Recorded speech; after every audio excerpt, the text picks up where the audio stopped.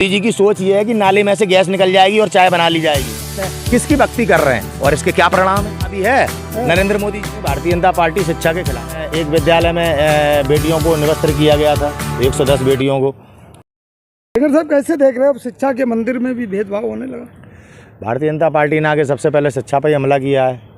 नरेंद्र मोदी जी की सरकार ने हमारे देश के सबसे महत्वपूर्ण जो विद्यालय हैं, यूनिवर्सिटियां हैं, उनमें धर्म के नाम पर उत्पात करा के, कभी हिजाब के नाम पर, जैसे कन्हैया कुमार को टारगेट किया गया, JNU को टारगेट किया गया, आपकी मुस्लिम यूनिवर्सिटी अलीगढ़ को टारगेट किया गया। तो शिक्षा पर हमला कहीं ना कहीं निरंतर होता चला रहा है। ये कोई नई बात थोड़ी है। बच्चे को जिस तरह बेरहमी से पीटा ये बहुत सारी हैं ऐसी। गुजरात में एक विद्यालय में बेटियों को निवस्त्र किया गया था, 110 बेटियों को। समझ में आया। तो इस तरह से तमाम शिक्षा के केंद्रों पर ये घटना घटित हो रही हैं। ये आपके सामने एक और आ गई है। और दिल्ली में आप देखिए, यूनिवर्सिटी में लाइब्रेरी में बेटियां पढ़ रही थी तो किस तरह से पुलिस ने लाठीचार्ज किया था। तो कहीं ना कहीं भारतीय जनता पार्टी शिक्षा के खिलाफ है। और आज शिक्षा का स्तर इतना महंगा कर रखा है कि आम नागरिक, मध्यम वर्ग का व्यक्ति आज अपने बच्चों को शिक्षित करा पाने में सक्षम नहीं है। महंगाई इतनी बड़े पैमाने पर है आज देश में, चौतरफा महंगाई है देश में, जिस वजह से आज हमारे देश में कहीं ना कहीं उत्पीड़न हो रहा है। शिक्षा का सरकार कर रही है और आज नागरिक पढ़ा नहीं पा रहा है। महंगाई के कारण अपने बच्चों को सही शिक्षा, उचित शिक्षा नहीं दिलवा पा रहा है। बात तो समान शिक्षा की हो रही है कि एक समान शिक्षा जो बाबा साहब ने कहा था वही। बाबा साहब ने जो कहा था वो आज मान कहाँ रहे हैं। संविधान को तो मानते ही नहीं जो लोग आज देश की सरकार चला रहे हैं। आज वे तो अपने हिसाब से कानून बनाते हैं। सरकार के खिलाफ बोलोगे तो आपके ऊपर कार्रवाई होगी। अगर आप दंगे के ऊपर बात करोगे तो आपके ऊपर कार्रवाई होगी। जय श्री राम का नाम लो और दंगा करा दो। सरकार तो बस ये परमिशन दे रही है। हमारे देश में दंगाइयों का समर्थन करती है। भारत के प्रधानमंत्री फॉलो करते हैं ऐसे लोगों को, फॉलो करते हैं दंगाइयों को। ये आज हमारे देश में इस तरह का कल्चर हो गया है। राष्ट्रवाद है ये। आज हम किस तरह अज्ञानता में डूबे हुए हैं। धर्म के नाम से जो हमारे ऊपर एक अंधकार की पट्टी बंधी हुई है, उसे आज हमें उतारने की ज़रूरत है। आज हमारा भारत किस तरह से आज टूट रहा है, जल रहा है, लड़ रहा है आपस में। हम लोग किस तरह से लड़ाए जा रहे हैं, इस चीज़ पर आज देश की जनता को और नौजवानों को चिंतन करना चाहिए। ये हमारा भारत है जिसे कुछ मुट्ठी भर लोग आज तबाह और बर्बाद कर रहे हैं। उनको भी तो धन्यवाद दो जो लोग विश्व गुरु का सपना देख रहे हैं। विश्व गुरु का सपना किस आधार पर देख रहे हैं आप? भाई भाई को मार रहा है। आज देश की आर्थिक स्थिति देखिए। हम सामाजिक तौर पर हम और आप कितने कमज़ोर, हमें और आपको बोलने नहीं दिया जा रहा। हमारे ऊपर हुकूमत कर रहे हैं, तानाशाही हुकूमत, कि आप ऐसा करेंगे, नहीं करेंगे तो हम देशद्रोही हो गए।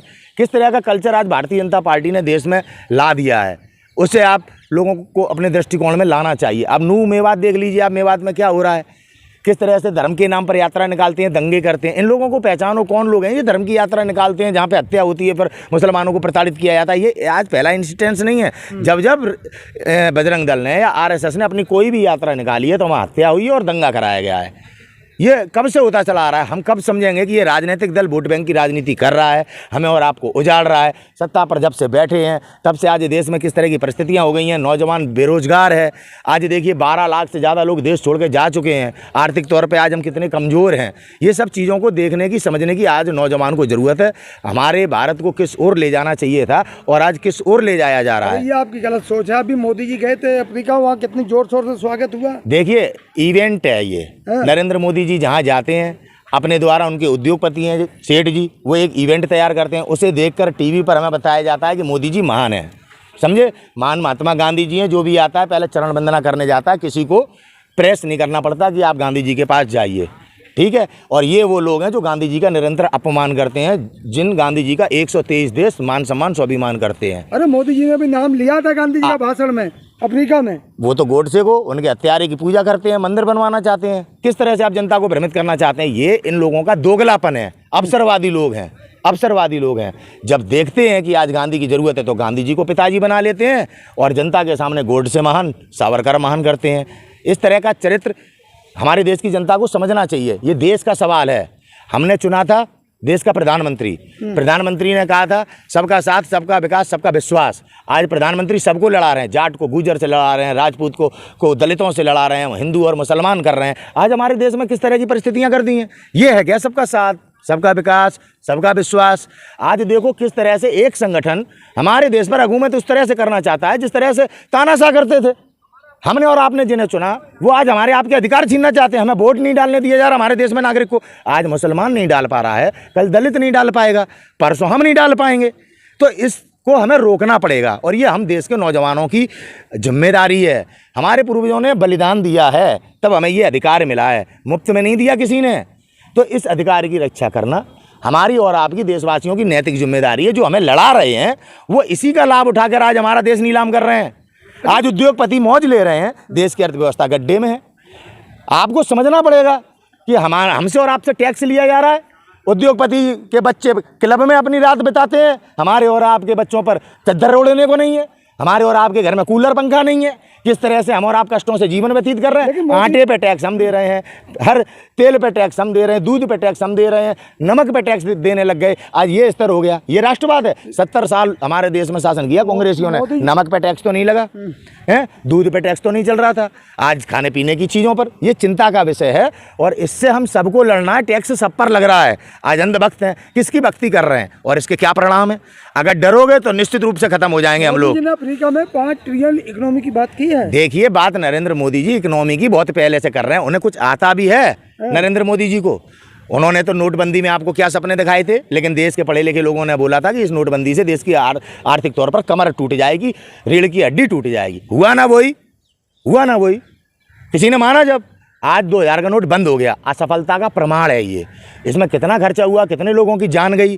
तो नरेंद्र मोदी जी के निर्णय केवल सेठ जी को लाभ पहुंचाने के लिए हैं। हम और आप पर टैक्स लगाकर आज हमारी आपकी क्या परिस्थितियां कर दी हैं, इस बात पर चिंता करने की जरूरत है। एक सवाल और है कि जो चंद्रयान 3 का जो सफलतापूर्वक लैंडिंग हुआ है, आज तमाम भाजपा के कार्यकर्ता कह रहे मोदी जी की बहुत बड़ी उपलब्धि है। मोदी जी कहते हैं कि बादल जब हो जाते हैं तो रडार नहीं मिलता।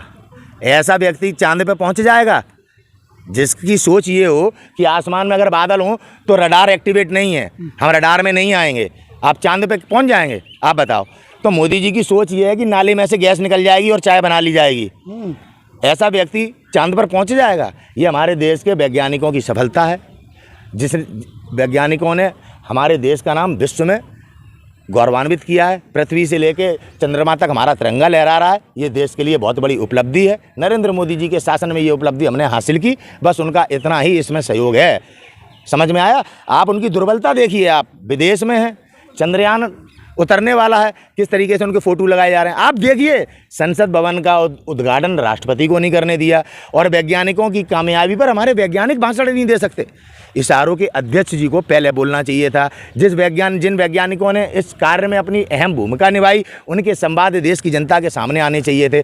उन सब लोगों के अधिकारों को मारकर ना पढ़े हैं, ना लिखे हैं, ना कुछ जानते हैं, ना कुछ उपलब्धि अपने लिए। आज देखो, दिल्ली में सब जगह पे बोर्ड लग रहे हैं, जैसे चांद पे यही बैठ के गए थे, इन नहीं लैंड कराया था वहाँ पे चांद। इस तरह से प्रधानमंत्री के कार्य दुनिया हंस रही है हम पर। और टीवी में आपके एंकर एक प्रायोजित प्रोग्राम बना के, जैसे वेब सीरीज नहीं बनाते हैं, ऐसी एक एपिसोड बना के आपको दिखाते रहते हैं और मान्यता बताते रहते हैं। अगर इतने ही महान होते तो दुनिया बोलती। बीबीसी की जो वो आई थी डॉक्यूमेंट्री, क्यों नहीं आपने चलाई, मान्यता दिखाई थी ना, दुनिया ने डंका। अब बीबीसी वर्ल्ड झूठा हो गया। केवल यही इस देश में सच्चे हैं जो हमें और आपको हिंदू मुसलमान के नाम पे लड़ा रहे हैं कि दलितों को घोड़े पे नहीं बैठने देते, दलित बच्चे स्कूल में नहीं पढ़ सकते, जो अभी आप कह रहे थे। ये क्यों हो रहा है इंसिडेंस? क्योंकि आपने ऐसे लोगों के हाथ में देश दे दिया जिनने भगवा धारण करके रावण की तरह, जैसे रावण ने सीता माता को धोखा दिया था, ऐसी ये धीरेन्द्र शास्त्री जैसे लोग और ये जितने भगवाधारी नेता हैं, ये सब आपको धोखा देकर आपका देश लूट लिए। और आज हम और आप किन परिस्थितियों में बोल नहीं पा रहे हैं। हम सोशल मीडिया पर नहीं बोल सकते। आप इतने महान हैं, आप सब कुछ अच्छा है, तो सोशल मीडिया पर प्रतिबंध क्यों है? जब मणिपुर में घटना घटी, मणिपुर जल रहा था, आप धारा इसकी कश्मीर की बात करते हैं, 370 की धारा की बात करते हैं आप, हैं? जब इसकी मणिपुर की कौन बात करेगा? जहाँ पर हमारी माताओं बहनों के साथ क्या हुआ, पूरे भारत शर्मसार हुआ दुनिया में। अच्छा, 21वीं सदी में आज हमारे पास सब 100 डायल है। हम इतना आगे बढ़ गए हैं, चांद पे हमने तिरंगा लहरा दिया। हमारे यहाँ बहन बेटियों की क्या है?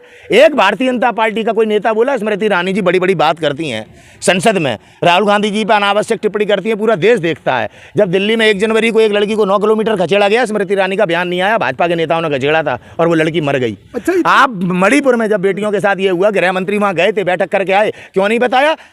इनने छुपाया, 80 दिन तक छुपाया।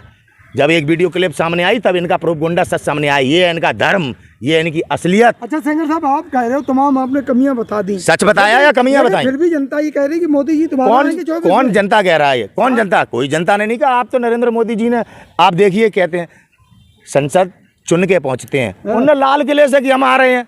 चुनाव नहीं होगा क्या? वोट नहीं पड़ेंगे क्या? जनता वोट नहीं डालेगी क्या? अगर इतना विश्वास है नरेंद्र मोदी जी को, तो प्रेस कॉन्फ्रेंस करके बात क्यों नहीं करते? फिर आप संसद में आके विपक्ष के सवालों का जवाब क्यों नहीं देते? भागते क्यों अपनी जिम्मेदारी से?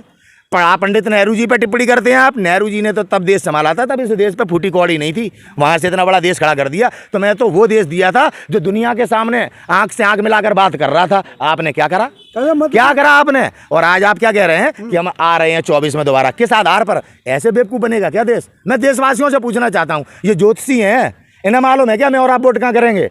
ऐसे ही बेवकूफ बना रहे कि 2024 में आएंगे। देश की जनता को डर है ना, जो इन्होंने फैला रखा है। पुलिस के माध्यम से कहते हैं हमने गुंडागर्दी खत्म कर दी। अरे पुलिस को गुंडा बना दिया। आप कह रहे गुंडागर्दी खत्म कर दी। अब ईडी सीबीआई को किडनैप करती है, सांसदों को विधायकों को सरकार बनवाती है। महाराष्ट्र में देखा आपने, ईडी ने सम्मन भेजा, सबको बुलाया, पकड़ के बैठा के होटल में ले जाके सरकार बनवा दी। अच्छा, मध्य सरकार बनवा दी। अच्छा, और आपके प्रधानमंत्री यही जो कह रहे 24 में आएंगे, गारंटी है भ्रष्टाचारियों की कमर तोड़ दूंगा। अच्छा सेंगर, इस तरह का चरित्र है। एक लास्ट सवाल आपसे कि मध्य प्रदेश में ये कहा जा रहा है, अमित शाह जी ने अभी गए थे, तमाम नियुक्ति पत्र बांटे गए, तो ये कह रहे मामा जी की सरकार दोबारा आ रही है। मामा जी ने हाँ।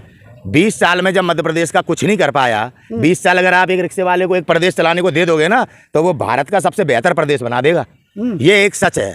जो 20 साल में मध्य प्रदेश में आम नागरिक की आवश्यकताओं को पूरा नहीं कर पाया, जो एक शिक्षा को ही स्थापित नहीं कर पाया पूर्ण रूप से, लोगों को रोजगार नहीं दे पाया, अब आगे क्या देगा ये मामा? पत्र बांट रहे हैं। ये मामा क्या? अरे ये बेवकूफ बना रहे हैं। मध्य प्रदेश की जनता ने तय कर लिया है, बुरी तरह से भारतीय जनता पार्टी मध्य प्रदेश में चुनाव हारेगी और जमानतें बड़े पैमाने पर इनके नेताओं की जब्त होंगी। ना आप कहीं जा रहे, ना हम कहीं जा रहे, अमित शाह भी देखेगा रिजल्ट।